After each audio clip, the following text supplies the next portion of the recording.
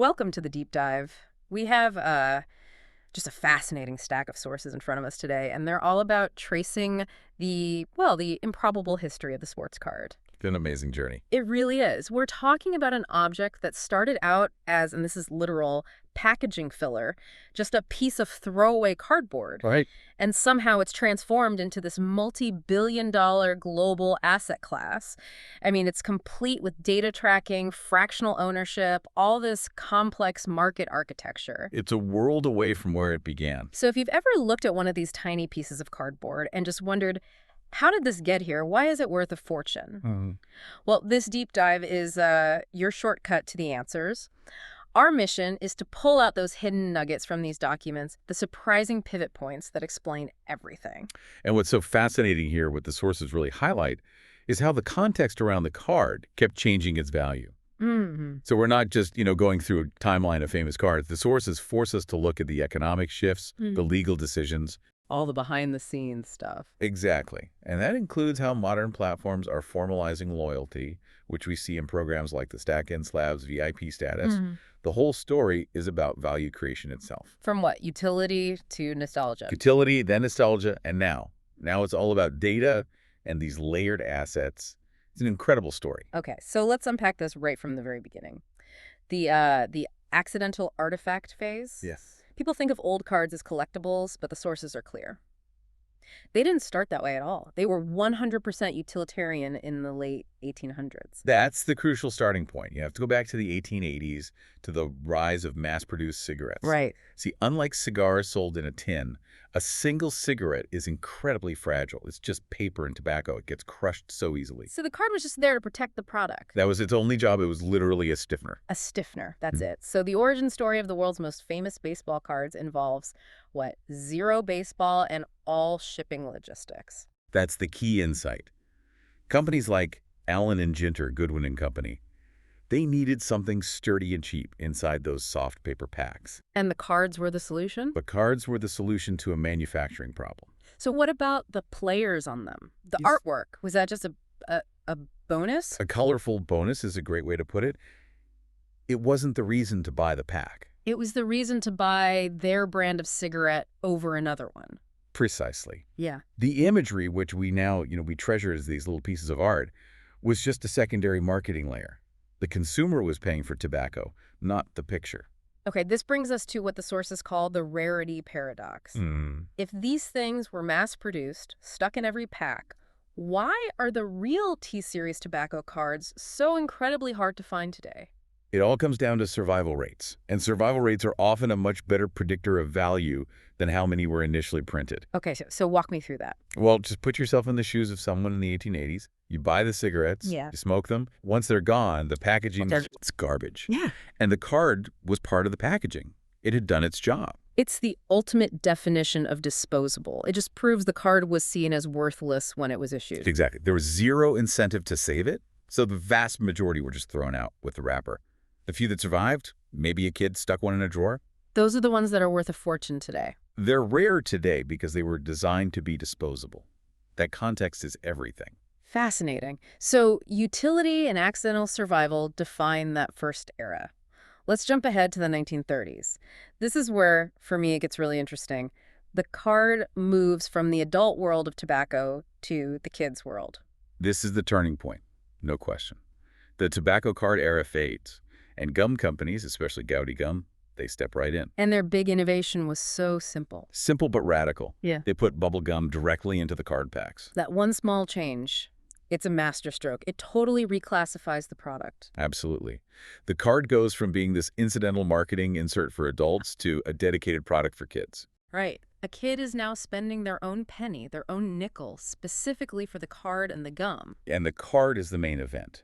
It's a primary incentive, not the stabilizer. And that's what creates the first real gotta catch 'em all culture of collecting, right? Yes. The sources really point to Goudy as the first company to create that desire to chase and complete a full set.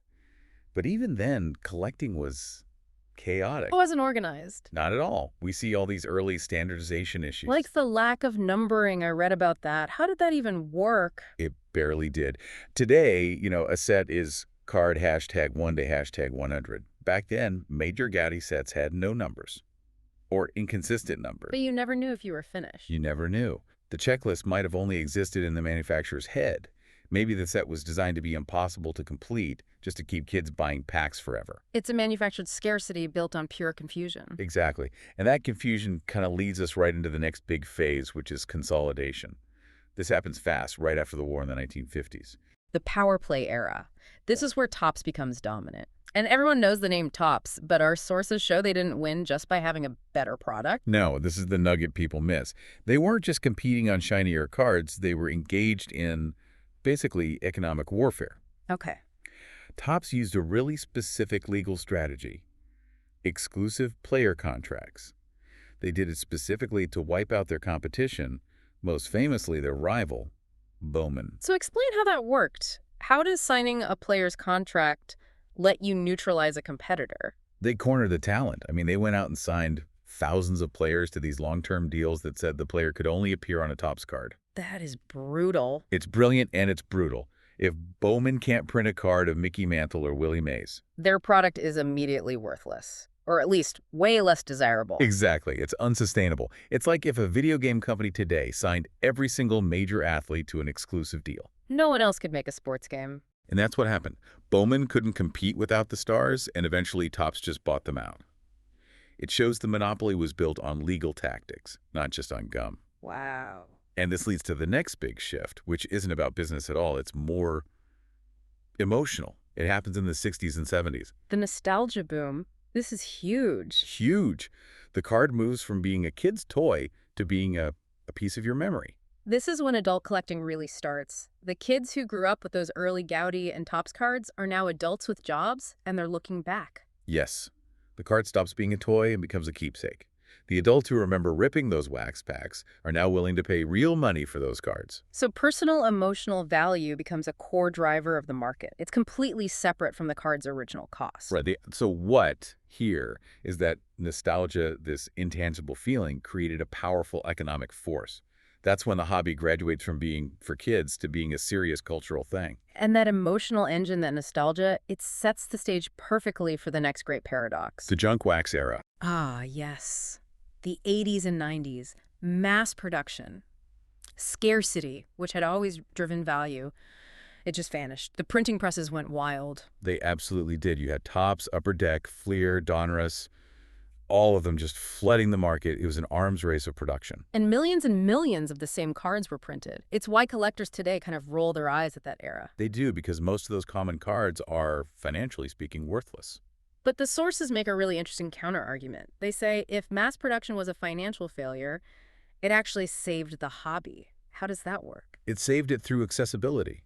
You have to think about the long-term demographic impact. Yeah. Mass production meant that millions of kids who could never dream of affording a pre-war card, could suddenly get into collecting. They are the bedrock of today's collector base. So the true value of the junk wax era wasn't financial scarcity, it was generational loyalty. That's it, exactly.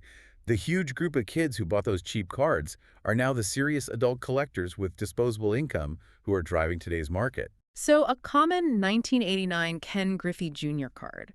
It might be financially common, but for the person who pulled it from a pack 30 years ago, it is personally priceless. It hooked an entire generation. That reframing is key. The accessibility was a massive success, and it created the future market. And that market, that huge base of buyers, allowed for the modern evolution to happen. It let cards become these hyper-complex assets. They're unrecognizable from the old Stefaners. Oh, completely. Oh. We now have autographs, serial numbers, little pieces of game-worn jerseys embedded in the card. Limited parallels, professional grading. Population reports. The list goes on. We've been using this term layered assets. Let's just ground that for a second. What really defines a modern card? It's a convergence of different kinds of value. It's part memorabilia because of that autograph or patch. Sure. It's part art because of the design and the scarcity. But the crucial part now is that it is primarily part data. The data. Yeah. The serial number. The grade from PSA, the population report that tells you exactly how many exist at that grade. All of that data feeds into a digital marketplace. The card's value is now measurable, searchable, trackable in a way it never was before. Which allows for things like fractional ownership because the asset can be digitized and verified. Precisely. It's a physical object, but its value is dictated by its digital footprint. And that's what attracts serious investment. So what does this all mean for the future? We've traced this incredible path from utility to nostalgia to data.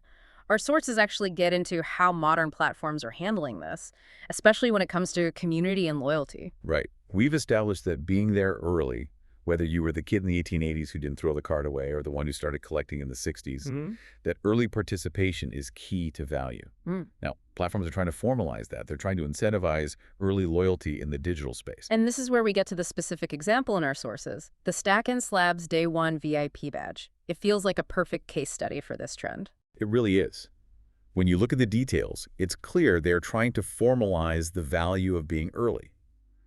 The sources say this VIP status is a limited-time thing, only available during their beta run. So it's a specific window designed to reward the foundational users, the ones who take a chance on a new platform. And, very significantly, the source material says it's completely free.